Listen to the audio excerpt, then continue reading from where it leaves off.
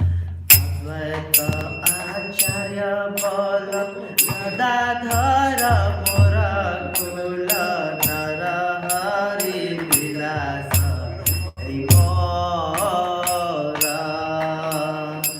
अद्वैत आचार्य बोल गदाधर मोर कुल नरहरि विलास मोरा वैष्णवेर पद धूले कहे मोरा स्नान केले कर पर मोर वैष्णवेर नाम वैष्णवेर पद धूले कहे मोरा स्नान केले कर पर मोरा वैष्णवेर नाम विचार करिया मने भक्ति रस आस्वादने मध्यस्थ श्री भागवत पुराण विचार करिया मने भक्ति रस आस्वादने मध्यस्थ श्री भागवत पुराण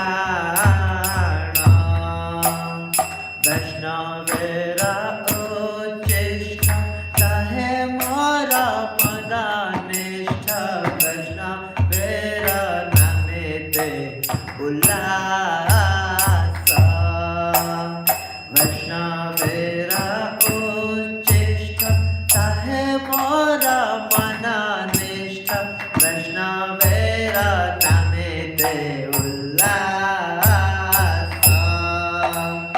वृंदावन चौतरा चाहे मोर मन घेरा कहे दीन नरोत्तम दास वृंदावन चौतरा चाहे मोर मन घेरा कहे दीन नरोत्तम दास अद्वैत आचार्य बोल गदाधर मोर कुल नरहरि विलास मोर धन मोर नित्यानंद पशु मोर गोराचंद्र प्राण मोर युगल किशोर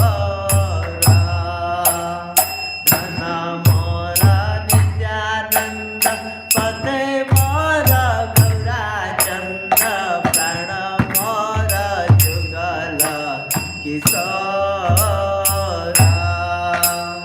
धन नित्यानंद पदे मोर गौराचंद्र प्राण मोर जुगल किशोर हरे कृष्णा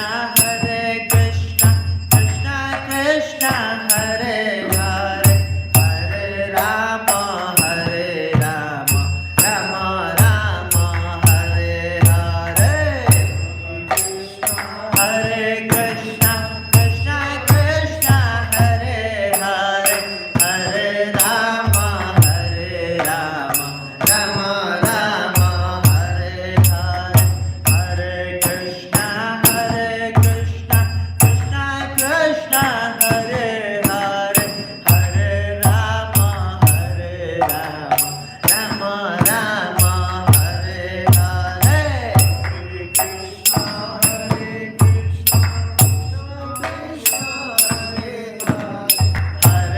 हरे राम राम राम हरे हरे हरे कृष्णा कृष्णा कृष्णा हरे हरे हरे राम राम राम हरे हरे हरे कृष्णा कृष्णा हरे हरे हरे राम राम राम हरे हरे तो ये वैष्णव भजन है, बहुत बहुत बहुत ही दिव्य वैष्णव भजन है। तो विल ट्राई टू डिस्कस और this bhajan, then will start to this shloka. तो इसमें नरोत्तम दास ठाकुर जी कहते हैं ना, जैसे कि गौर किशोर दास बाबा जी महाराज हमारे कहा करते थे कि अगर कोई भक्ति प्राप्त करना चाहता है या कोई भगवत धाम जाना चाहता है या कोई भक्ति में जो भी हमारा लक्ष्य है, साध्य है, जो कि संबंध ज्ञान, अविधेय ज्ञान, प्रयोजन ज्ञान से अगर युक्त होना चाहता है तो 2 आना इसकी कीमत है। तो 2 आना में क्या कहा करते थे कि 2 पुस्तक आ सकता है, एक आने का प्रार्थना और एक आने का प्रेम भक्ति चंद्रिका, है ना। और इन दोनों को पढ़ लेंगे तो निश्चित रूप से हम कृष्ण प्रेम प्राप्त कर लेंगे। एक्चुअली ज्ञान तीनों क्लियर हो जाएगा, संबंध ज्ञान, अविधेय ज्ञान और प्रयोजन ज्ञान। तो ये जो प्रार्थना है नरोत्तम दास ठाकुर जी के द्वारा रचित प्रेम भक्ति चंद्रिका से, बहुत सुंदर प्रार्थना है। तो इसमें क्या कह रहे हैं कि धन मोरा नित्यानंद पति मोरा गौरा चंद्र प्राण मोरा जुगला किशोरा। कि धन मोरा नित्यानंद, देखिए कोई भी व्यक्ति चाहता है कि मैं धनवान रहूं, पैसा रुपया रहे मेरे में, बैंक बैलेंस रहे। तो नरोत्तम दास ठाकुर क्या कह रहे हैं कि भक्त के पास या कह रहे हैं खुद के पास, उनके पास धन रूप में क्या है, नित्यानंद प्रभु की कृपा। नित्यानंद प्रभु की कृपा कितनी अनमोल कृपा है कि हम देखते हैं सीसी में आता है, या चैतन्य भागवत में भी अच्छे से वर्णन इसका किया गया है कि कैसे जघाई और मधाई, जो मधाई होते हैं मार देते हैं उनको और उनका सर फट जाता है, खून गिर रहा होता है, फिर भी एक हाथ से खून से रोक करके और उनके प्रार्थना कर रहे होते हैं, अरे भाई हरि नाम लो भाई, हरि नाम लो भाई, कर रहे होते हैं ना, देखिए फिर भी कृपा देने को रेडी है। वो कृपा की जो वो है संपत्ति है, वो इनका धन है। धन मोर नित्यानंद और पति मोर गौरचंद्र। देखिए सब लोग चाहते हैं कोई हमारा पति हो। पति का मतलब कि हमारा प्रोटेक्टर, जैसे किसी स्त्री का पति प्रोटेक्टर होता है। सब लोग चाहते हैं हम किसी के निरीक्षण में रहे, कोई कुछ भी हो जीवन में तो कोई दिक्कत नहीं, मैं तो आपके साथ हूँ, मैं आपके साथ हूँ, मैं आपका साथ दूंगा, है कि नहीं, हम सब चाहते हैं। तो ये बोल रहे हैं कि हमारे साथ में हमारे पति कौन है, गौराचंद्र, और प्राण मोरा जुगल किशोर, और हमारा प्राण सबको अपने प्राणों से बहुत प्रिय होता है, सबसे अधिक चीज हमारा प्रिय प्राण होता है, और वो युगल किशोर जो राधा कृष्ण है हमारे प्राण है। अद्वैत आचार्य बल गदाधर मोरा कुल, जो हमारा बल है, शक्ति है, महाविष्णु अद्वैत आचार्य है। और हम किस कुल से हैं, होता है ना कि अपने आदमी को अपने खानदान पे कि मैं इस खानदान से हूँ, इस कुल से हूँ, गर्व होता है। तो गदाधर मोरा कुल, मैं राधा रानी के खानदान से हूँ। देखिए नरोत्तम दास ठाकुर जी, उनकी दूध की सेवा है, मंजरी है भगवान की उसमें, तो वो अपने उसको देख रहे हैं। देखिए नित्य नित्य मुक्त सारे भक्त लोग हैं, है ना। उसे बोल रहे हैं मैं किस कुल से हूँ, गदाधर पंडित के कुल से, मतलब श्रीमती राधा रानी के कुल से हूँ मैं। और नरहरि बिलसई मोरा, नरहरि सरकार भी ये गोपी हैं भगवान के उसमें, और ललिता देवी के सखी हैं ये, और भगवान की सेवा करते हैं। तो ये मेरी विलास, मतलब उनकी जो सेवा है कि निकुंज को सजाने की सेवा है इनकी, नरहरि सरकार की। तो वो मेरा विलास, वो ऐश्वर्य हो, मतलब वैसे मैं कृष्ण की सेवा प्राप्त करूं, कहने का मतलब ये है। और वैष्णव मेरा पद धूली ताहे मोर स्नान केली, कि जो वैष्णवों का चरणों की जो धूली है वो मेरे स्नान केली मतलब आनंद आता है जिस काम को करने में, खेल कूद। तो मतलब वो वैष्णवों का चरण धूली लेनी है, मतलब जो भी वैष्णव कह दें उसको करने में, उनकी आज्ञा को पालन करने में। देखिए वैष्णव चरण धूली का मतलब क्या हो, वैष्णव का आज्ञा पालन करना, है ना। ताहे मोर स्नान के लिए, उसको करने मुझे आनंद आता है। तर्पण मोर वैष्णव प्राण, और जैसे तर्पण करते हैं, तिलांजलि देते हैं ना, तिल का, उसका जौ का, उसका पैती लेकर के, ऐसे तो वैष्णव का नाम लेकर के ही मैं सब कुछ अपना तर्पण कर देना चाहता हूँ, मतलब वैष्णव पे ही। और विचार करिया मने भक्ति रस आस्वादन मध्यस्थ श्री भागवत पुराण। विचार करिया मने, विचार मन में करके भक्ति, अगर सच में कोई भक्ति का आस्वादन करना चाहता है तो मैं विचार करके बोल रहा हूँ, सोच विचार के परख करके बोल रहा हूँ, मध्यस्थ श्रीमद् भागवत पुराण, कि जो भक्ति रस का स्वादन कहाँ से किया जा सकता है, श्रीमद् भागवत पुराण से। जो हम डेली रस का स्वादन करते हैं, सुबह जो प्रभुपाद जी ने हमें दे रखा है प्रातःकालीन 8 से 9 बजे तक, क्या करते हैं हम, आस्वादन करते हैं भक्ति के रस का श्रीमद् भागवत पुराण से। सच में भागवतम में जो भक्ति के रस बिल्कुल दिया गया है वो दिव्य है बिल्कुल, और मतलब आमुख में आज मैं पढ़ूंगा, प्रभुपाद लिख रहे हैं कि कोई 1 से 9 स्कंद तक अगर पढ़ता है अच्छे तरीके से तो निश्चित रूप से उसको कृष्ण के तत्व का ज्ञान और कृष्ण का प्रेम उसको प्राप्त हो जाएगा। तो निश्चित रूप से भागवत का रस का स्वादन करेंगे। और वैष्णव मेरा उच्चिष्ठ ताहे मोरा मन निष्ठ, जो मन में हमारा क्या निष्ठा रहता है कि वैष्णव का किसी जो वैष्णव का उच्चिष्ट मिल जाए। मतलब एक तरीके से वैष्णव के जो कथा होता है वो भी वैष्णव का उच्चिष्ट है, मतलब उसको रैलिस कर लिए हैं, भगवान के कथाओं को उसको बोल रहे हैं और उसको श्रवण कर रहे हैं। कानों के माध्यम से भी उच्चिष्ट को प्राप्त किया जा सकता है, वैष्णव के मुख से जो कथा आ रही है उसको श्रवण करके। वैष्णवेर उच्चिष्ठ ताहे मोर मन निष्ठ, वैष्णवेर नामे तो उल्लास। और कोई वैष्णव का नाम सुन, अच्छा फलाना वैष्णव आ रहे हैं, मिस्टर ये वैष्णव आ रहे हैं, बस उनका नाम सुनने मात्र से बिल्कुल उल्लास, मन खुश हो जाए। ये प्रेम का देखिए वैष्णव से कितना प्रेम हो। जैसे कोई प्रेमी होता है अपनी प्रेमिका का नाम सुनते ही खुश हो जाता है, उसका नाम ले रहे तुरंत कान खड़ा हो जाता है कि नहीं, वैसे वैष्णव से इतना प्रेम हो कि उनका नाम सुनने मात्र से प्रसन्न हो जाए हृदय। और वृंदावन चौतरा ताहे मोर मन घेरा, कहे दीन नरोत्तम दास, कि वृंदावन चौतरा, जहाँ वृंदावन में जो रास स्थली है, जो चीज चौतरा पर जिस जगह पे हो रहा है, ताहे मोर मन घेरा, मेरा मन हमेशा उसी को घेरा बना करके उसी जगह पर टिका रहे, बैठे रहे। कहे दीन नरोत्तम दास, ये नरोत्तम दास ठाकुर जी प्रार्थना कर रहे हैं। तो हमारी तरफ से नरोत्तम दास ठाकुर जी प्रार्थना कर रहे हैं कि हमारा भी ऐसी स्थिति आ जाए कि वैष्णवों के नाम के प्रति उल्लास हो जाए, वैष्णव के चरण धूलि को स्नान के लिए समझे, वैष्णव के उच्चिष्ट में हमारा अनुराग हो। और श्रीमद् भागवतम में पीबत भागवतम रसमाला मुहुरहो रसिका पूरी भावना, श्रीमद् भागवतम के प्रति हमारा रुचि डेवलप हो जाए, भागवतम श्रवण के प्रति। तो यही हम नरोत्तम दास ठाकुर जी से प्रार्थना कर रहे हैं। और ये जो वैष्णव भजन, ये सारे वैदिक ग्रंथों के सार होते हैं, समन वुमन ऑफ होल वैदिक स्क्रिप्चर्स। तो आज का जो श्लोक है वो भी इसी से रिलेटेड है, लेट्स हैव टेकन दिस वैष्णव भजन। तो आज हम चर्चा करेंगे श्रीमद् भागवतम के चतुर्थ स्कंद के 18वां अध्याय का शुरुआत करेंगे। तो फर्स्ट, सेकेंड और थर्ड 3 श्लोक हम लेंगे, मोबाइल पर निकाल सकते हैं पीछे से रिवीजन करने के लिए। 4:18:3 तो हमारे ब्लैक बोर्ड पे दिव्य रूप से लिखा हुआ है, तो उसको आप लोग पढ़ सकते हैं। तो देखिए अब 17वां चैप्टर खत्म हुआ है अभी कल, मतलब खत्म हुआ। उसमें क्या था कि पृथ्वी देवी के पीछे भाग रहे थे पृथु महाराज, उनको प्रताड़ित करने के लिए, दंडित करने के लिए, मारने के लिए।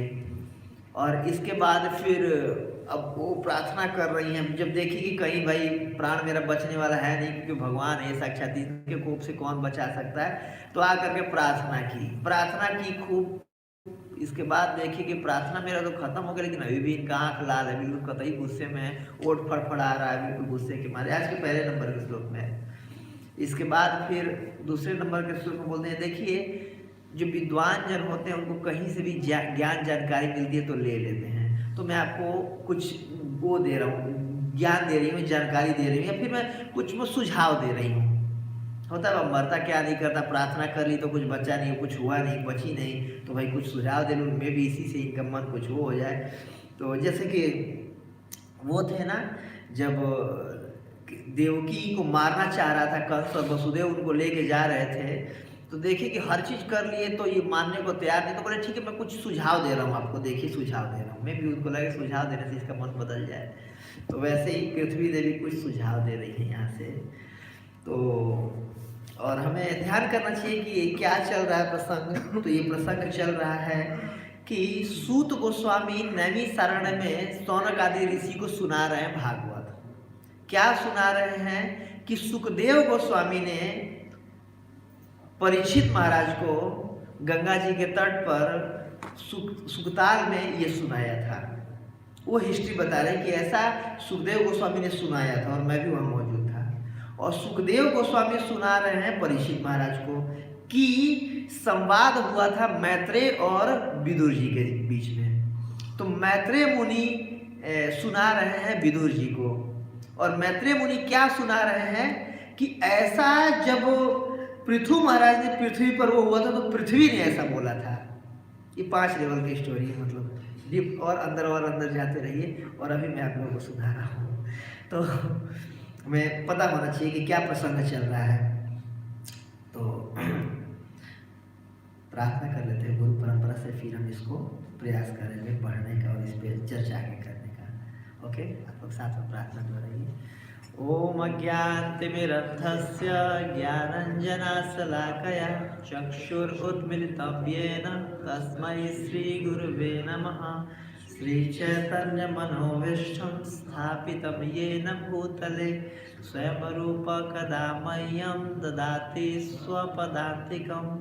वन्देऽहं श्रीगुरु श्रीयुतापदकमलं श्रीगुरून् वैष्णवांश्च श्रीरूपं साग्रजातं तं सजीवं साद्वैतं सावधूतं परिजनसहितं कृष्णचैतन्यदेवं श्रीराधाकृष्णपादान् सहगणललिता श्रीविशाखान्वितांश्च। हे कृष्ण करुणा सिन्धु दीनबन्धो जगत्पते गोपेश गोपिकान्त राधाकान्तं नमस्तुते। तप्त कांचन गौरांगी श्रीराघे वृंदावनेश्वरी वृषभानुसुता देवी प्रणमामि हरिप्रिये। वाञ्छाकल्पतरुभ्यश्च कृपा सिन्धुभ्येव च पतितानां पावनेभ्यो वैष्णवेभ्यो नमो नमः। जय श्री कृष्ण चैतन्य प्रभु नित्यानंद श्री अद्वैत गदाधर श्रीवास आदि गौर भक्त वृंद। हरे कृष्णा कृष्ण कृष्ण हरे हरे, हरे राम राम राम हरे हरे। नमो ओम विष्णुपादाय कृष्ण पृष्ठाय भूतले श्रीमते भक्ति वेदांत स्वामिनि इति नामिने। नमस्ते सारस्वते देवी गौरवाणी प्रचारिणे निर्विशेष शून्यवादी पाश्चात्य देश तारिणे।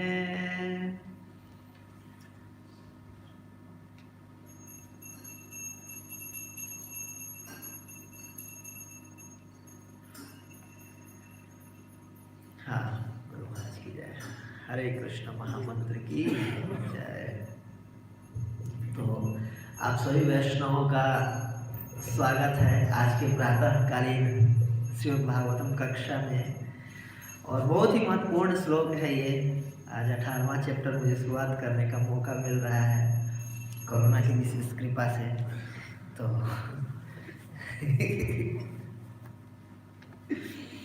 इस पर हम चर्चा करने का प्रयास करेंगे।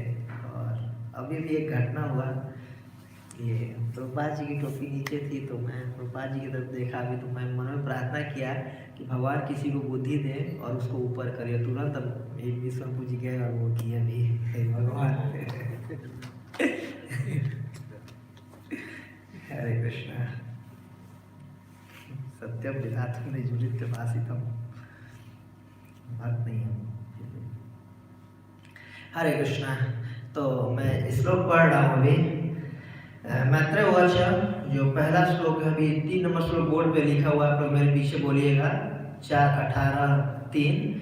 तो इत्थं प्रमोथमिष्ट रुषा प्रफुल्लित आधरम पुनराह विनिर्वेता सतस्त आत्मनम आत्मना।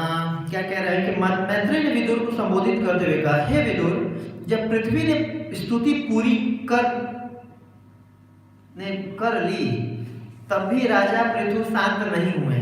उनके होंठ क्रोध से कांप रहे थे। यद्यपि पृथ्वी डरी हुई थी किंतु उसने धैर्य धारण करके राजा को आश्वस्त करने के लिए इस प्रकार कहना प्रारंभ किया। पृथ्वी देवी अभी उनको आश्वस्त करने के लिए कुछ कहना प्रारंभ कर रही हैं। पहले श्लोक में बता रहे हैं मैत्रेय मुनि विदुर जी से। नेक्स्ट अगला श्लोक 2 नंबर का। सन्नियक्ष अभिभो मन्युं निबोध श्रवितं च मे सर्वतः सारम अद्यत यथा मधुकर बुध। क्या कह रहे हैं कि हे भगवान, आप अपने क्रोध को पूर्णतः शांत करें और जो कुछ मैं निवेदन कर रही हूँ उसे धैर्यपूर्वक सुने। कृपया इस ओर ध्यान दें।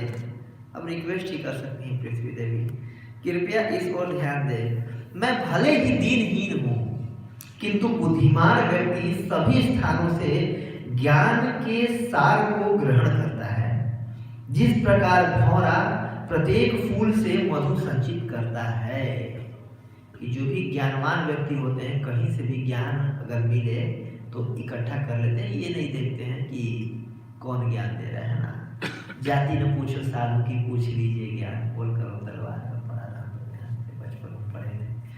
तो ऐसे साधु की जाति नहीं देखनी चाहिए, उसे ज्ञान जो मिल रहा ले लेनी चाहिए। तो ऐसे ही जैसे कि चाणक्य पंडित जी कहते हैं, कोई अच्छे गुण वाली अगर गुणवती स्त्री करो नीच कुल से भी मिले तो इसको स्वीकार कर लेना चाहिए। और कोई कांचन, कोई अगर सोना, कोई अगर गंदगी में भी अगर गिरा रहे, नाली में भी गिरा, अगर कांचन और सोना हो तो उसको स्वीकार कर लेना चाहिए और उसके अवगुणों को नहीं देखना चाहिए। तो ऐसे देखिए हम सब में कुछ न कुछ गुण अवगुण होते हैं, तो प्रत्येक व्यक्ति को हमें सारग्राही होना चाहिए, गुणों को स्वीकार कर लेना चाहिए कि भाई फलाना व्यक्ति में ये अच्छा गुण है, ओके लेट मी टेक, ये गुण मुझे भी अपने अंदर अंगीकार कर लेना चाहिए। तो अवगुणों को त्याग करके जो भी सारग्राही होते हैं, जो अदोषदर्शी लोग होते हैं, वो दोषों को नहीं देखते और गुणों को स्वीकार करते हैं। और कहीं से भी अच्छा ज्ञान मिले तो ले लेना चाहिए। पृथ्वी देवी देखिए डर के मारे ऐसे ही कांप रही है, उनको बताया ऐसे भी तो मारेंगे ही अब, तो इससे अच्छा कुछ सजेशन दे करके देख ले, तुम्हें भी मेरा सजेशन काम आ जाए, कुछ समझ में आ जाए, बच्चे भी रक्षा हो जाए। तो वही बात है कि मरता क्या नहीं करता, बिल्कुल प्रार्थना करिए। पहले खूब सारा प्रार्थना की, देखिए कोई असर नहीं हो रहा है, अब सजेशन दे रही है कि ठीक है मैं कुछ, अब कोई दिक्कत नहीं है मान लीजिएगा, लेकिन मैं आपको सजेशन कुछ दे रही हूँ, मेरी बात को भी ध्यान करूँगा, सुन के देख लें, अगर कुछ उचित लगे तो करिएगा, मैं कुछ कहना चाहती हूँ। तो इस तरीके से पृथ्वी देवी कह रही है।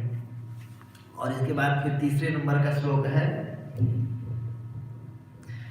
इसको आप लोग मेरे पीछे पीछे भी दोहराइएगा, दोहराने का प्रयास कर सकते हैं। अस्मिन् लोके अथवा अस्मिन्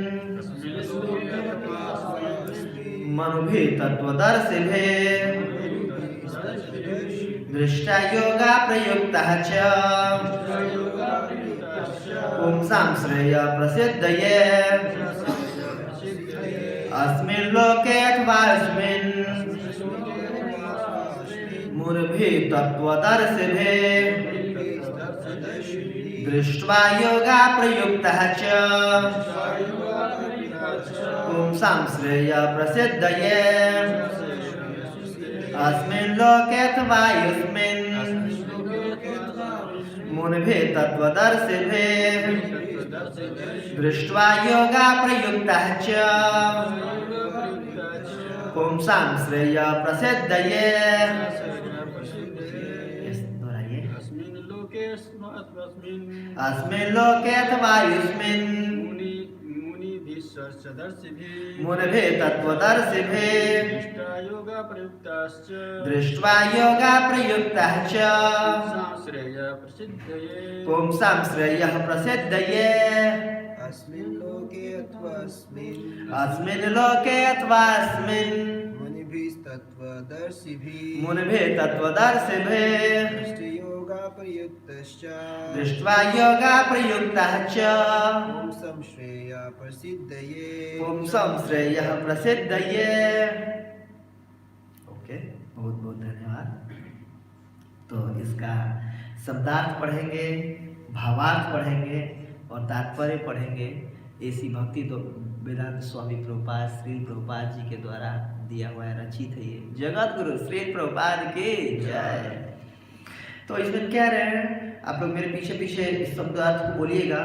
अस्मिन इस लोके जीवन काल में अथवा या अमुस्मिन अगले जन्म में मुनिभिः मुनियों द्वारा तत्व सत्य दर्शिभिः दर्शन कर चुकने के द्वारा, दर्शन कर चुकने वालों के द्वारा दृष्ट्वा संस्तुत योगा विधियां प्रयुक्ता काम में लाई गई च भी पुंसा मनुष्यों के श्रेयः लाभ प्रसिद्ध ये प्राप्त करने में भगवान पढ़ूंगा। मानव समाज को इस जीवन में ही नहीं वरन अगले जन्म में भी लाभ पहुंचाने के लिए बड़े बड़े ऋषियों तथा मुनियों ने जनता की संपन्नता के अनुकूल विभिन्न विधियों की संस्तुति की है। मुनियों ने हमारे लाभ के लिए अलग अलग नियमों की संस्तुति की है और बहुत सुंदर तात्पर्य, बहुत प्रैक्टिकल तात्पर्य और बहुत सामाजिक तात्पर्य प्रभुपाद जी दे रहे हैं इस श्लोक में। ध्यानपूर्वक श्रवण कीजिएगा, बहुत बहुत बड़े तात्पर्य है। वैदिक सभ्यता में वेदों में प्रस्तुत तथा मुनियों और ब्राह्मणों द्वारा प्रस्तुत ज्ञान का उपयोग मानव समाज के लाभ के लिए किया जाता है। वैदिक आदेश श्रुति कहलाते हैं और ऋषियों ने इन सिद्धांतों के विषय में जो अतिरिक्त ज्ञान प्रस्तुत किया वो स्मृति कहलाता है। ये वैदिक आदेशों का अनुसरण है। मानव समाज को श्रुति तथा स्मृति दोनों के ही आदेशों का लाभ उठाना चाहिए। जो भी हो, जो भी आध्यात्मिक जीवन में उन्नति करना चाहता है उसे इन आदेशों को ग्रहण करके नियमों का पालन करना चाहिए। श्री रूप गोस्वामी ने भक्ति रसायन सिंधु में कहा, यदि कोई अपने को आध्यात्मिक जीवन में उन्नत मानता है किंतु श्रुतियों तथा स्मृतियों के संदर्भ ग्रहण नहीं करता तो वह समाज के लिए परेशानी पैदा करता है। मनुष्य को चाहिए कि श्रुतियों तथा स्मृतियों का पालन न केवल आध्यात्मिक जीवन में वरन भौतिक जीवन में भी करे। जहां तक मानव समाज का संबंध है, मानव जाति के जनक मनु द्वारा दिए गए नियमों का भी, जिसमें मनुस्मृति कहते हैं, पालन किया जाना चाहिए। किसका? मनुस्मृति का। मनुस्मृति में कहा गया है कि स्त्री को स्वतंत्रता नहीं प्रदान करना चाहिए वरन उसे पिता, पति तथा प्रौढ़ पुत्र की संरक्षण मिलना चाहिए। प्रत्येक दशा में स्त्री को किसी संरक्षक के आश्रित रहना चाहिए। आजकल स्त्रियों को पुरुषों की भांति पूरी स्वतंत्रता मिली हुई है, किंतु हम देखते हैं कि ऐसी स्वतंत्रता स्त्रियां संरक्षकों की देखरेख में रहने वाली स्त्रियों की अपेक्षा अधिक सुखी नहीं हैं। मतलब जो स्त्रियां संरक्षकों के संरक्षण में रहती थी वो ज्यादा प्रसन्न होती थी आज आजाद रहने वाली स्त्रियों से, ऐसा प्रभुपाद जी कह रहे हैं। यदि लोग ऋषियों, श्रुतियों तथा स्मृतियों के आदेश का पालन करें तो वे इस जन्म में और अगले जीवन में भी सुखपूर्वक रह सकते हैं। दुर्भाग्यवश धूर्त लोग सुखी रहने के लिए जीवन के अनेक साधन पैदा कर रहे हैं और हर व्यक्ति तरह तरह का साधन ढूंढ रहा है। इस प्रकार मानव समाज भौतिक एवं आध्यात्मिक जीवन का कोई आदर्श नहीं रह गया है मानव समाज में, जिससे लोग भरमाए हुए और संसार में न तो शांति है न सुख। यद्यपि संयुक्त राष्ट्र द्वारा मानव समाज की समस्याओं का हल करने का प्रयास हो रहा है किंतु वे अभी भी दिग्भ्रमित हैं, बिविल्डर्ड हैं। वेदों के मुक्त आदेशों का पालन न करने से वे दुखी हैं। इस श्लोक में दो शब्द महत्वपूर्ण आए हैं, अस्मिन तथा अमुस्मिन। अस्मिन का अर्थ है इस जीवन में और अमुस्मिन का अर्थ है अगले जीवन में। दुर्भाग्यवश इस युग में बड़े बड़े प्रोफेसरों तथा विद्वानों का भी विश्वास है कि अगला जन्म नहीं होता है, सब कुछ इसी जीवन में समाप्त हो जाता है। चूंकि ये सब धूर्त तथा मूर्ख है, अतः ये कौन सा उपदेश दे सकते हैं, फिर भी ये अपने को विद्वान तथा प्रोफेसर मानते हैं। प्रभुपाद जी में विशेष कृपा कर रहे हैं। इस श्लोक में अमुस्मिन शब्द अत्यंत सुस्पष्ट है। प्रत्येक व्यक्ति का यह कर्तव्य है कि वह अगले अपने जीवन के इस प्रकार ढाले कि उसका अगला जीवन लाभप्रद हो। जिस प्रकार बच्चों को इसलिए शिक्षित किया जाता है कि बाद में वे सुखी रहे, उसी प्रकार मनुष्य को इस जीवन में शिक्षा ग्रहण करनी चाहिए जिससे मृत्यु के पश्चात शाश्वत तथा संपन्न जीवन प्राप्त किया जा सके। इसलिए आवश्यक है कि जो कुछ श्रुतियों तथा स्मृतियों में दिया हुआ है लोग उसका पालन करें जिससे जीवन उद्देश्य सफल हो सके। प्रभुपाद जी ने तो ये कंपैशन है, करुणा है कि जो वैष्णव होते हैं क्या चाहते हैं कि सभी लोग प्रसन्न रहें। ये प्रभुपाद जी लिख रहे हैं ना उसमें कि वैष्णव जब सारे लोग माया से मुक्त हो जाएंगे, प्रसन्न रहेंगे, तो वैष्णवों का के लिए बहुत खुशी की बात होगी, वैष्णव की इच्छा पूर्ण होगी। जब दूध पर जब जाते हुए रास्ते में लिख रहे हैं प्रभुपाद जी अपने डायरी में, है कि नहीं, कृष्ण तव पुण्य है भाई उसमें। और यहाँ पर प्रभुपाद जी का मूड समझ में आ रहा है इस पर्पट को देखने पर, उनके हृदय का उद्गार है that what Prabhupada wants कि प्रत्येक व्यक्ति, मानव समाज के प्रत्येक व्यक्ति खुशहाल रहे, सुखी रहे। ये एक शुद्ध भक्त की इच्छा होती है, ये उसकी इच्छा होती है, हो सकती है जो वसुधैव कुटुंबकम की जिसकी दृष्टिकोण हो, है कि नहीं। वसुधैव कुटुंबकम, वसुधैव मतलब वसुदेव का कुटुंब घर है, और एक घर में 4-5 लोग हो तो सब एक ही पिता के पुत्र, तो सब भाई भाई होते हैं, तो सब भाई अच्छे से रहे, मिल बांट के रहे, सुखी रहे। वसुदेव कुटुंबकम भगवान का घर है कि नहीं, उस व्यक्ति के दृष्टिकोण हो सकता है। तो इस पर्पट पढ़ने से कितना दिव्य धरातल पर प्रभुपाद जी स्थित हैं, ये चीज़ समझ में आता है कि नहीं। और सबसे बड़ी बात है कि श्रीमद् भागवतम में ये सब कुछ दिया हुआ है हमारे चक्षु को उन्मीलित करने के लिए, आंखें खोलने के लिए।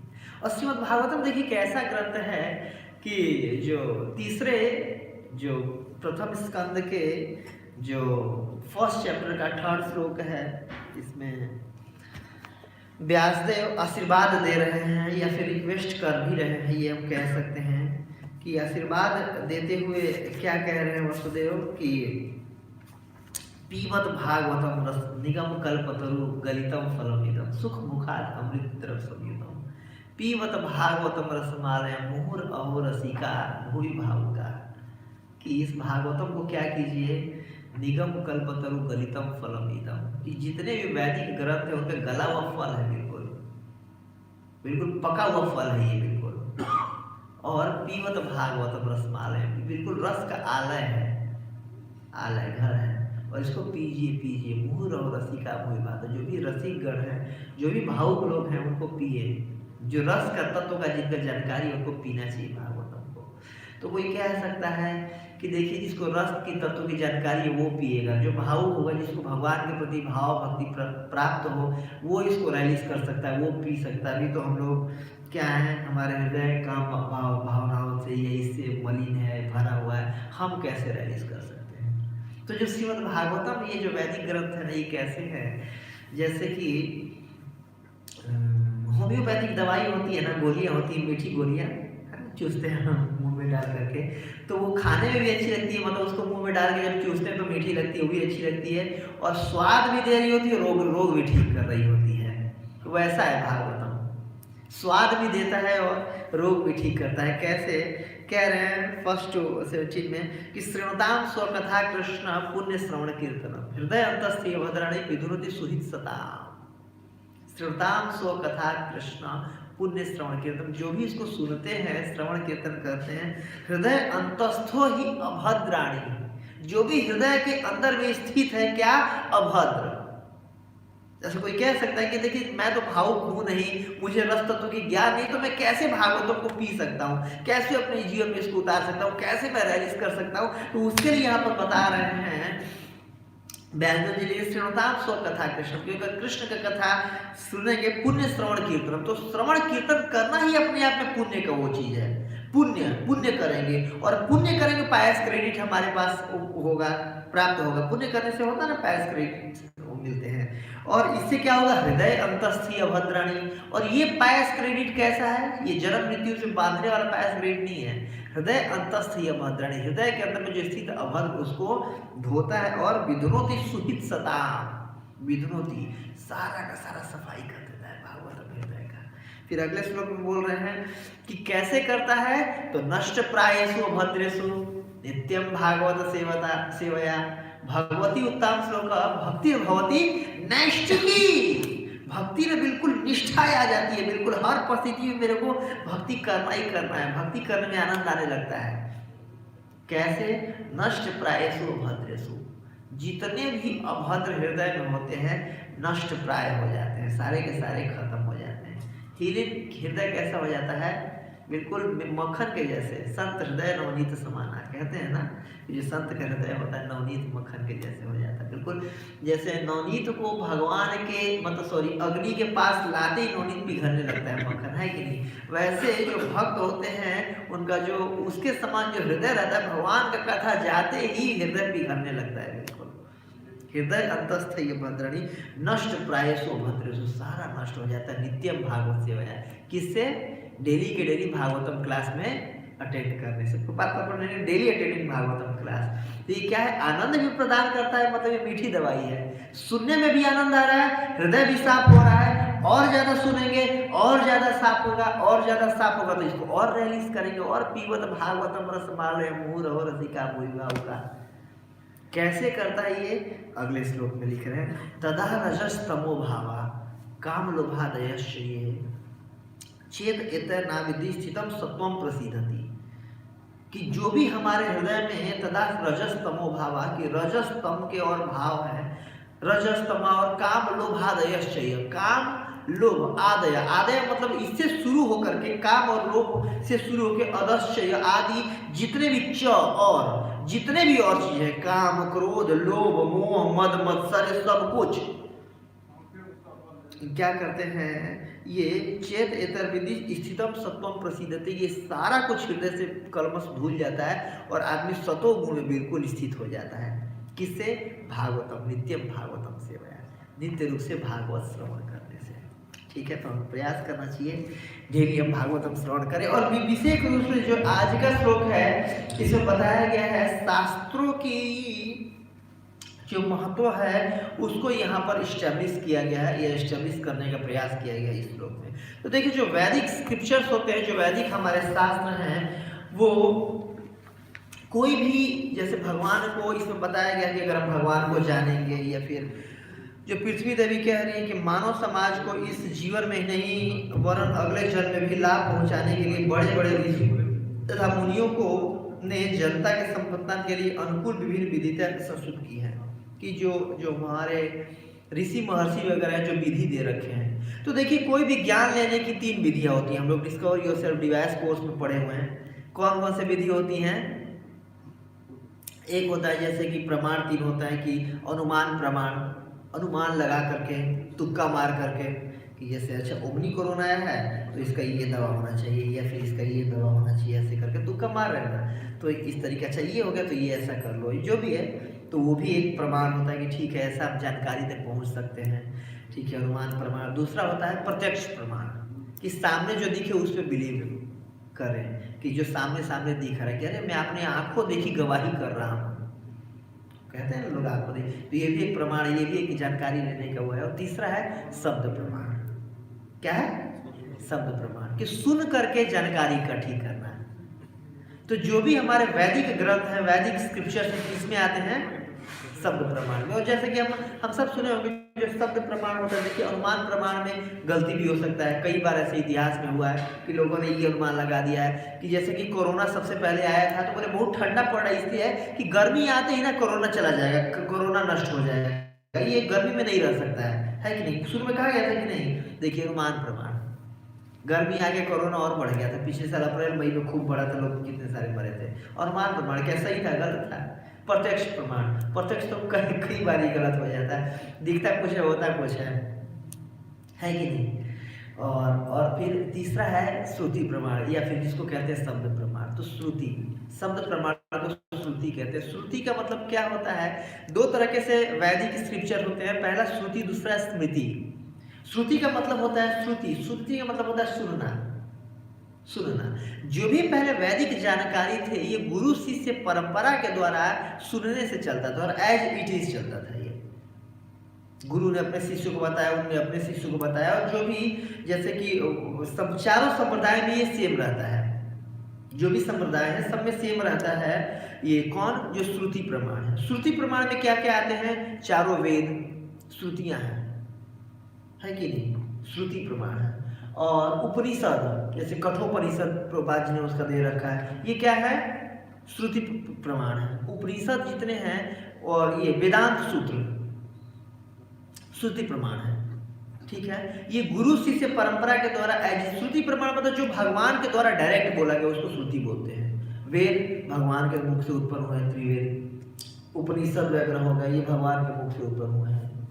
और इसके बाद होता है श्रुति, इसके बाद होता है स्मृति। स्मृति का मतलब होता है कि जो बड़े बड़े ऋषि महर्षि मुनि लोग जो वेदों को अध्ययन कर करके और जनमानस को समझाने के लिए अपनी भाषा में अपने जो भी हिस्ट्री में ऐसे घटित हुए घटनाएं उनको उसमें सम्मिलित करते हैं वैदिक ग्रंथों को बताने के लिए, या वैदिक उसको वेदांत सूत्र को बताने के लिए, या वेदों की उसको बताने के लिए, उसको कहते हैं स्मृति।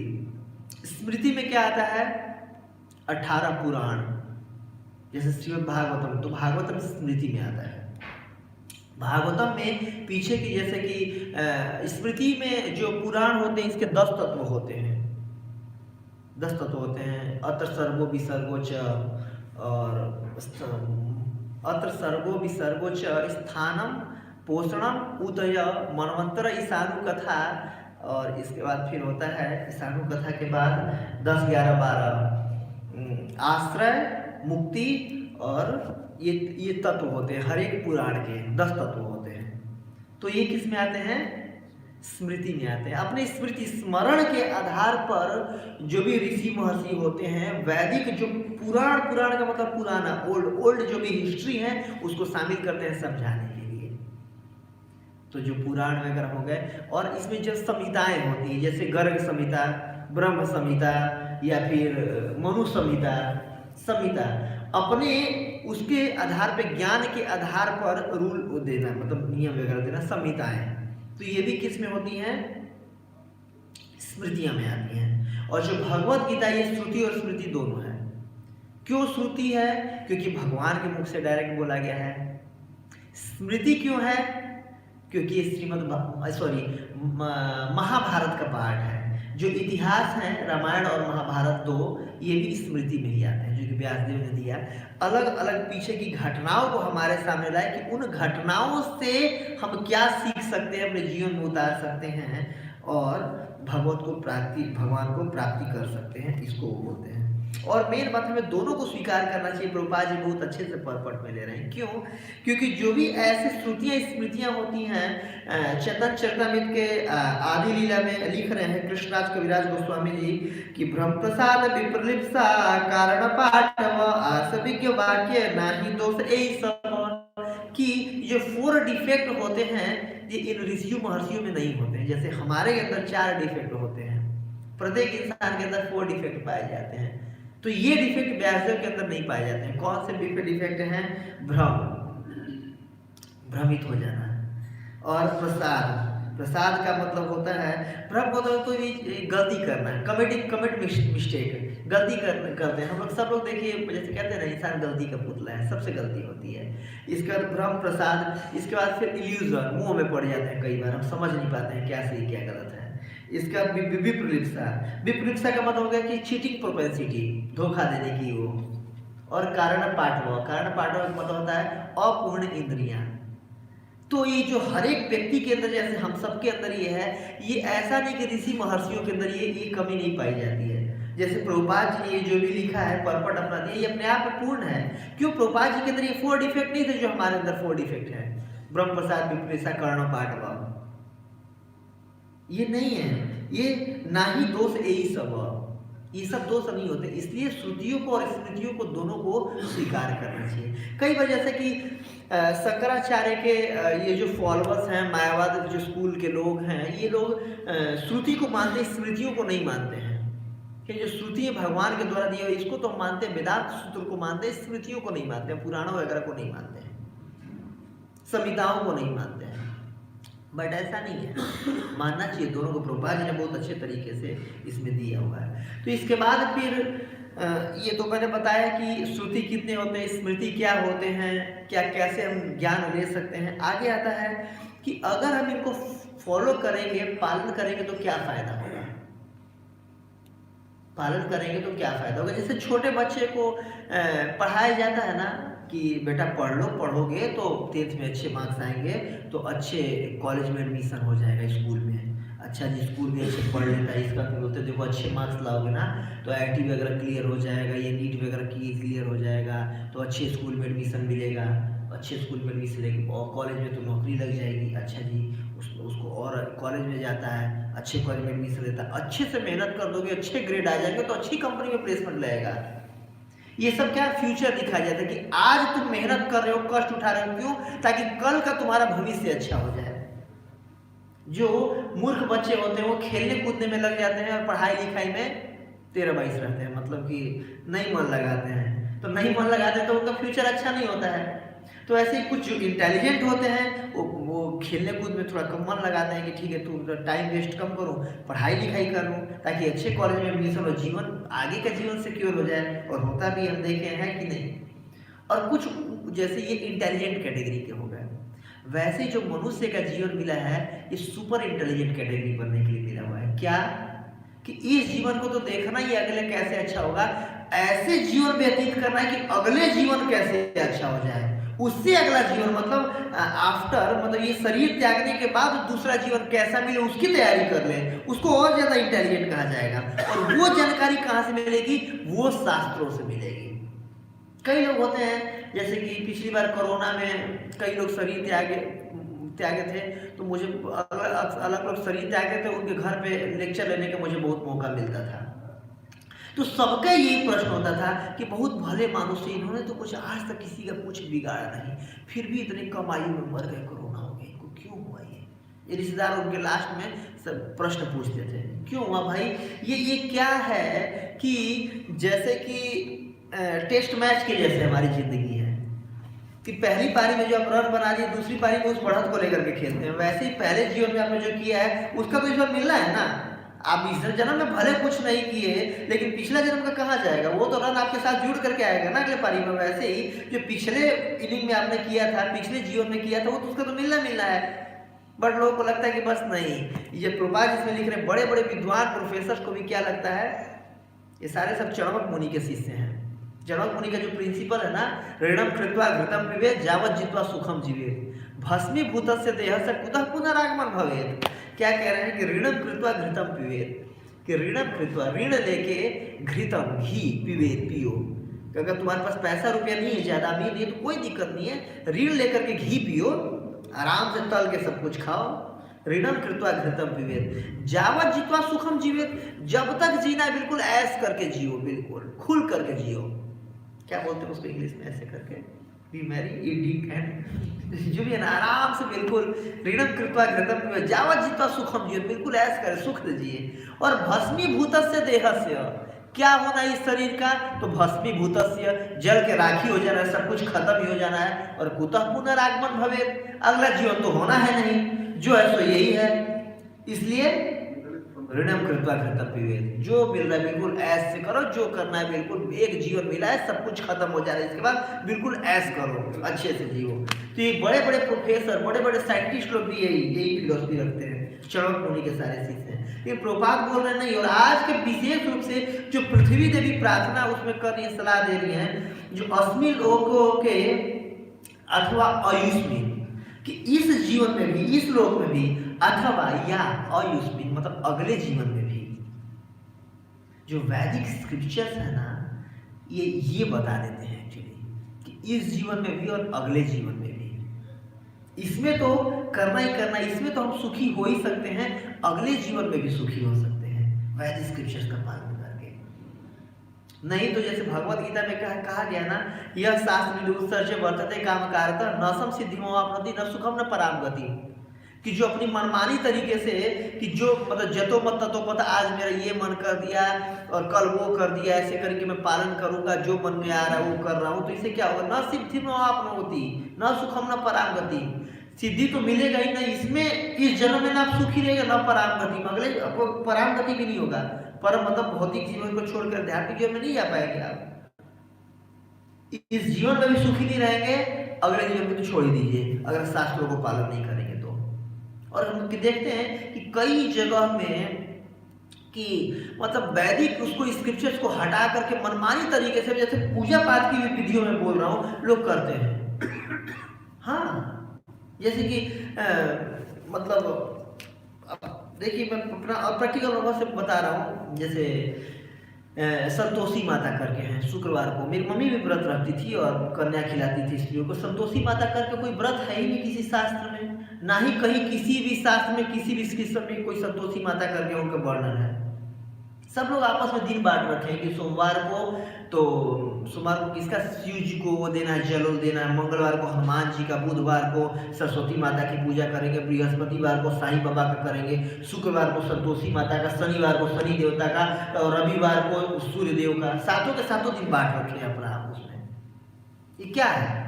कई कई और भी देखेंगे। मैं बचपन में जैसे हवन वगैरह कराने जाता था तो हवन कराने में कई ऐसे जातियाँ होती थी, हम लोग हवन करते थे उनकी कुल देवता का। उसमें सुबहान हुआ, पलिहार हुआ, गोरी मोहम्मद, ये सब जीक्षमाई, मतलब जो इतिहास में जो हमारे मुगल शासक जो रहे हैं वो अपना नाम की आहुति दिलवाते थे, वही उनके नाम होता था, उनपे हम आहुति देते थे। ये क्या है?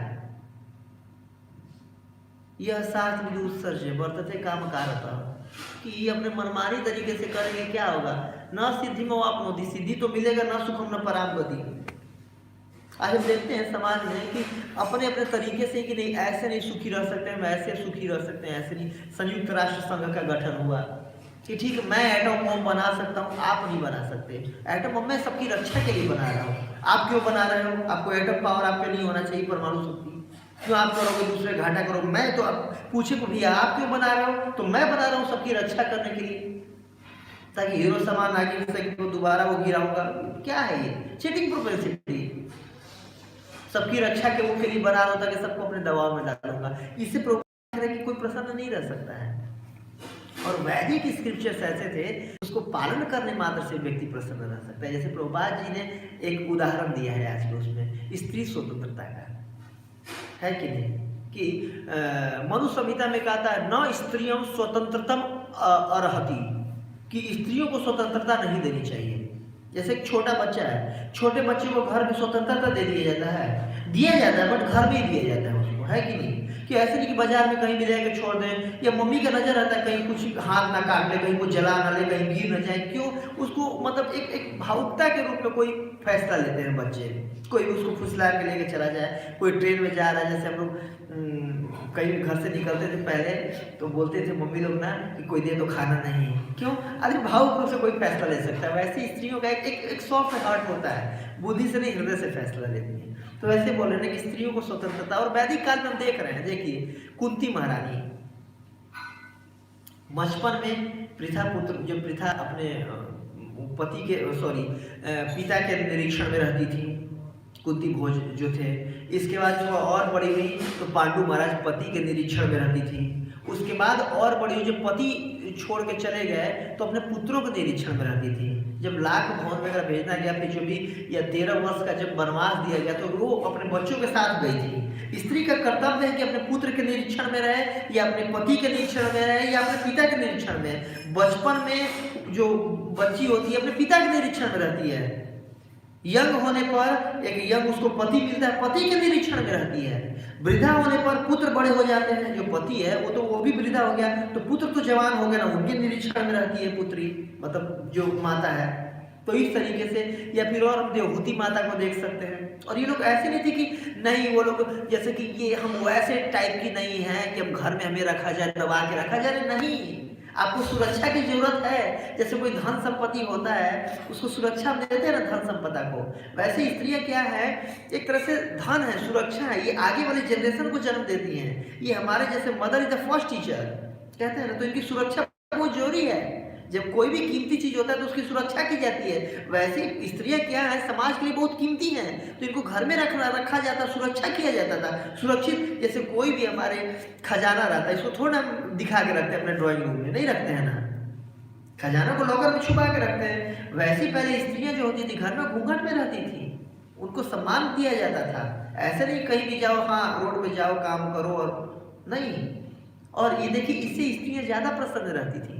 आज की ये तथाकथित उसमें देख रहे हैं, इसके चलते डाइवोर्स रेट और बढ़ गए हैं, और ये ज्यादातर और ज्यादा डिप्रेशन रहती है, दुखी रहती है, गर्भपात कराना पड़ता है। ये स्वतंत्रता का हाल है वो। या फिर कई बार ये कहते हैं कि ओह जो तुम्हारे वैदिक स्क्रिप्चर थे सब ढकियानुसी थे, पुरानी चीज थे, बताओ। ये सती प्रथा होता था, स्त्रियों को जला दिया जाता था अपने पति के साथ, वैसा वैसा ऐसा ऐसा करके।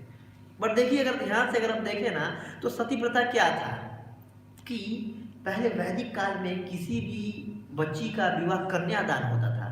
कन्या मतलब कोई भी जो लड़की एक कन्या है रजस्वला होने से पहले उसको दान दिया जाता था। मतलब कि 9 साल 10 साल मैक्सिमम ये उम्र होती थी दान देने की। कन्यादान मतलब कन्या को अपने जो पिता होता था दैनिक जगह पर रख करके उसको दान देता था, तो कन्यादान होता था। आज के डेट में जो स्त्रियों का विवाह होता है 30 साल में 35 साल में, ये कन्यादान थोड़ी ना हुआ, ये स्त्री दान हुआ।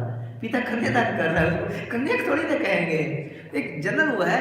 तो क्योंकि 5-6 साल की उम्र में ही उसका विवाह हो जाता था लड़की का। देखिए आप लोग ब्रॉड माइंडेड होकर के समझने का हम प्रयास करेंगे। और श्रीमद् भागवतम के 3रे स्कंद में देवहूति माता वाले केस में प्रभुपाद जी लिख रहे हैं कि स्त्री को किसी भी स्त्री को एक बार प्रेम होता है जीवन में, दोबारा प्रेम नहीं होता, समझौता होता है दोबारा। तो जो बच्ची धीरे धीरे बड़ी होती थी वो कन्या 8 साल 9 साल 10 साल 12 साल 14 साल जो उसके मन में, और सबका एक होता है कि प्रेम वगैरह जो लक्षण प्रकट होते हैं, तो उसके जीवन में एक ही पुरुष रहता था जो उसका पति रहता था, है कि नहीं। तो उसी से धीरे धीरे उनके अंदर में प्रेम डेवलप हो जाता था। बिल्कुल जिसको कहते हैं ना ये हमारा पहला लव है, तो एक्चुअली लव पहला ही होता है, दूसरा तीसरा कोई लव नहीं होता, समझौता होता है। भागवत प्रमाण से प्रभुपाद जी लिख रहे 3rd कैंटो में देवहूति माता वाले केस में। तो देखिए उसी से प्रेम होता था, इसके बाद उसी के साथ जीवन यापन करती थी।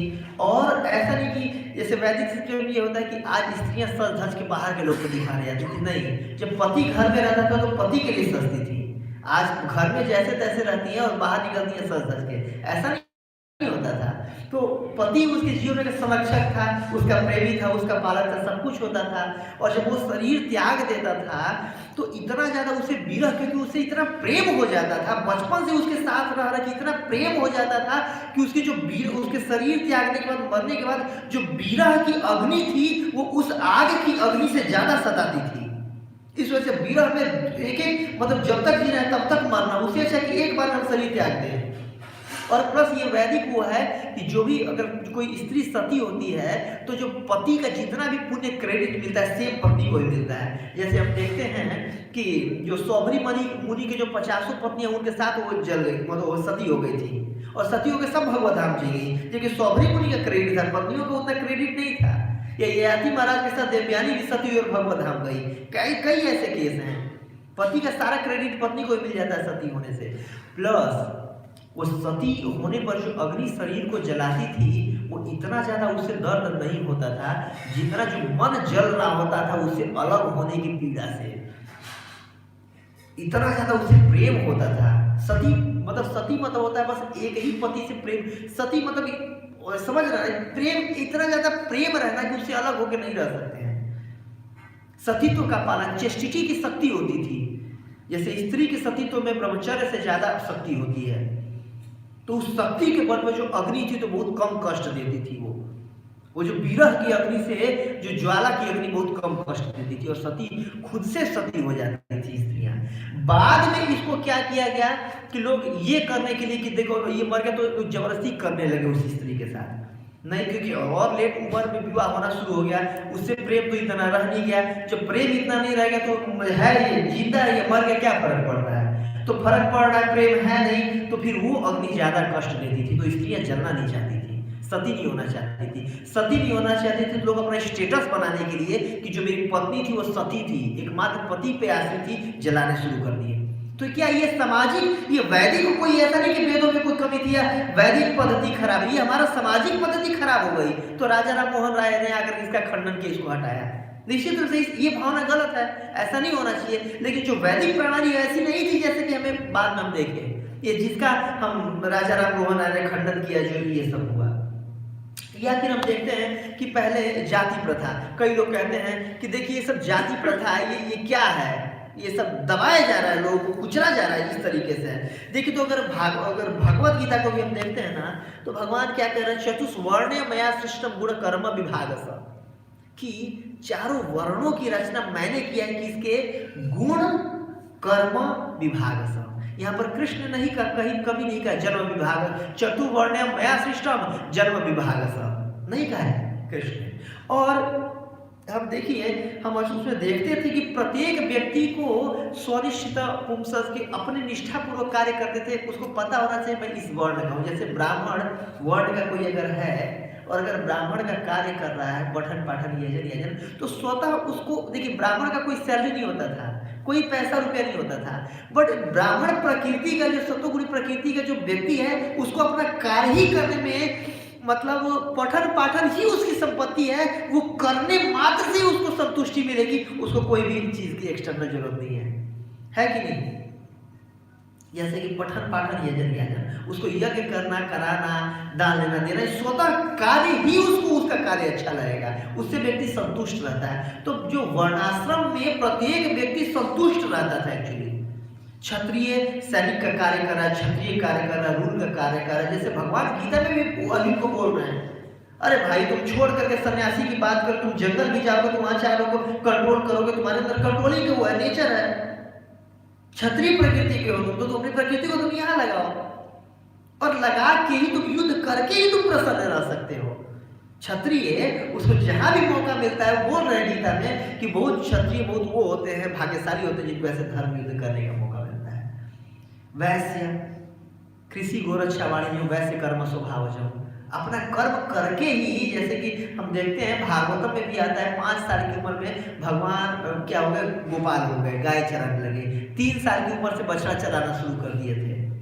10-20 साल तक तो आदमी अपने काम में बिल्कुल परफेक्ट हो जाता है और करके ही उसको आनंद आता है। शूद्र जो होता है, जो सबकी सेवा करके में उसको आनंद मिलता है, वो कंट्रोलिंग नेचर उसका नहीं होता है, पैसों को इधर उधर नहीं कर सकता है वो, और ना ही वेदों को पढ़ने में उसका रुचि नहीं होती है। तो अपने रुचि के अनुसार, अपने वर्ण के अनुसार कार्य करते थे, और इससे पूरा का पूरा समाज बिल्कुल कोई क्योस नहीं रहता था, सब लोग संतुष्ट रहते थे।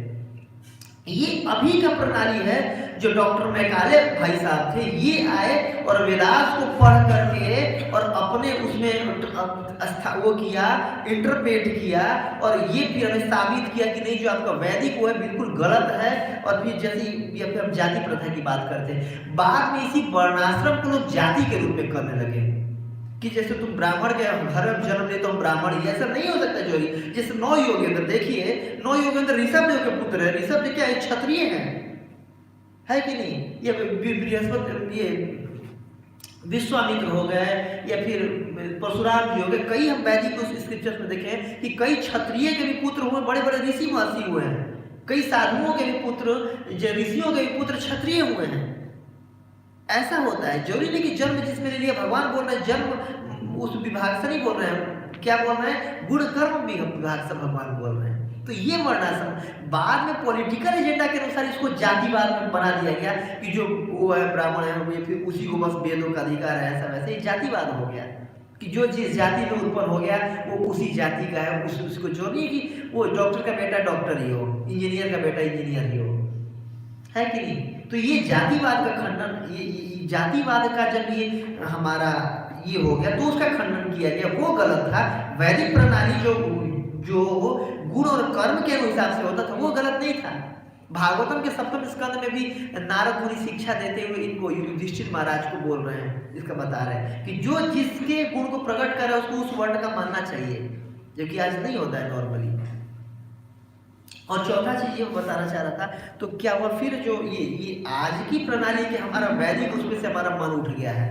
जो मैकाले भाई साहब थे उन्होंने रूपांतरित किया और हमें बताया कि जो वैदिक ग्रंथ क्या है, सब माइमिथ हैं, माइथोलॉजी है, ये सब कुछ पीछे नहीं हुआ है। इस पे वो मत करो, हम आपको आर्य बनाएंगे, हम आपको एडवांस बनाएंगे। और एडवांसता के नाम पर क्या हुआ, एजुकेशन का पैसा लेने चालू किए। पहले एजुकेशन फ्री रहा करता था, है कि नहीं। ये आज का वो है कि 20 साल 25 साल पढ़ने के बाद सबको एक ही लाइन में जाकर के इंटरव्यू देना है, चाहे ब्राह्मण नेचर का हो, चाहे क्षत्रिय का हो, चाहे शूद्र का हो, चाहे वैश्य का हो। जाके इंजीनियरिंग कॉलेज में सब चले जाते हैं, ये मेडिकल कॉलेज में चले जाते हैं और सब फिर जाकर के इंटरव्यू देते हैं, फिर सिलेक्शन होता है पैसे के चलते। इसके बाद फिर 3 घंटा वो काम करेंगे, फिर जाकर के एक सिगरेट पी के आएंगे, चाय पी के आएंगे। क्यों फ्रस्ट्रेट हो रहे हैं। वो जो जिस वर्ड का उसको उस वर्ड का काम नहीं मिल रहा तो फ्रस्ट्रेट ही होगा। अगर ब्राह्मण को ब्राह्मण का कार्य नहीं, क्षत्रिय का कार्य दे देंगे तो वो खुश नहीं रह सकता अपने कार्य से, है कि नहीं। क्षत्रियों को कंट्रोलिंग करने का उसका वो है, उसको दे देंगे शूद्र का काम, तो क्या होगा, नहीं संतुष्ट रहेगा वो। तो इस वजह से आज के डेट में इतना ज़्यादा जॉब चेंज वगैरह हो रहा है, इतना ज़्यादा फ्रस्ट्रेशन, डिप्रेशन, ये क्या है? ये वो है जो वैदिक स्क्रिप्चर्स को नहीं मान रहे हैं, उसका प्रमाण ये है, प्रमाण, ये भी क्या बोलते हैं उसका प्रभाव है। वैदिक स्क्रिप्चर्स को उल्लंघन करने का ये प्रभाव है कि हम सब दुखी रह रहे हैं, समाज में पूरा क्योस मचा हुआ है। और इसमें बात, अगर सच में हम प्रसन्न रहना चाहते हैं तो फिर क्या है, वैदिक स्क्रिप्चर्स को मानना चाहिए, अच्छे समझना चाहिए हमें। चैतन्य महाप्रभु कहते हैं ना, सिद्धांत बलिया चित ना कर आलस, यहाँ हित कृष्ण लागे सुदृढ़ मानस। सिद्धांत को समझेंगे, वैदिक स्क्रिप्चर को समझेंगे तो और जाके कृष्ण में हमारा मानस बहुत अच्छे से लगेगा। इसलिए सिद्धांतों को समझने में आलस नहीं करना चाहिए, अच्छे से हृदय लगा करके समझना चाहिए। और समझेंगे, जैसे भागवतम है तो इसमें लिख रहे हैं ना, प्रमा भागवतम के आमुख में लिख रहे हैं, बहुत सुंदर, आप लोग पढ़िएगा, समय हो गया मैं आगे नहीं लूँगा। हर एक मतलब जो वो है उसमें जो शुरुआत की ये है ना आमुख, प्रत्येक उसमें है ये 1.5-2 पेज का, 2 पेज का, इसको पढ़िएगा, बहुत सुंदर है कि क्यों स्क्रिप्चर्स की जरूरत है हमारे जीवन के लिए, हमें प्रसन्न रखने के लिए। जो श्रीमद् भागवतम है ये क्या है, पुराण है। पुराण मतलब हिस्ट्री, ओल्ड। ये दिखाता है कि ऐसी थी पहले वैदिक हमारी हिस्ट्री, लोग प्रसन्न रहा करते थे, और आज देखिए ऐसी है।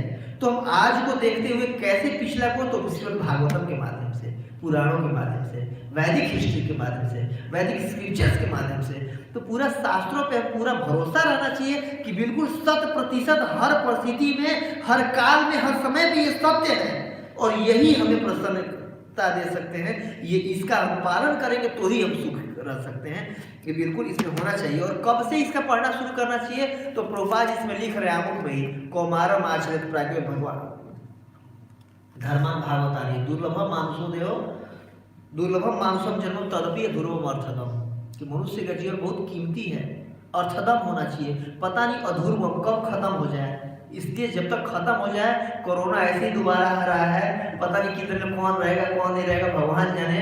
तो देखिए इतना कीमती 84 लाख योनि के बाद एक तो जन्म मिला है, वो ऐसे थोड़ी ना गंवाने के लिए मिला है। अर्थदम, अर्थपूर्ण होना चाहिए। तो स्क्रिप्चर्स और अच्छे से पढ़ें, अपनी रीडिंग को बढ़ा दें। प्रभुपाद जैसे रात रात भर जग करके लिखते थे, तो वैसे रीडिंग को बढ़ाना चाहिए, 2 घंटा 3 घंटा 4 घंटा रोज पढ़ना चाहिए। पढ़ेंगे तो जानेंगे, और अपना अगला जन्म भी पता नहीं कब शरीर छोड़ना पड़ जाए, तो उससे पहले अपना कि जीवन क्या है, मृत्यु की तैयारी है। तो ऐसे ग्रंथों को पढ़ें और ज़्यादा कन्विक्शन आए, और दृढ़ता से भक्ति का पालन करें, और इस जीवन में भी सुखी रहे और अगले जीवन में भी सुखी रहे। बहुत बहुत धन्यवाद। हरे कृष्ण। जगत गुरु श्री प्रभुपाद की जय। किसी कोई प्रश्न, कोई टीका नहीं पढ़ना, टाइम हो गया ना था प्रसादम का। ठीक है, जगत गुरु श्री प्रभुपाद की जय। ग्रंथ राष्ट्र भागवतम की जय। समेत भक्त वृंद की जय।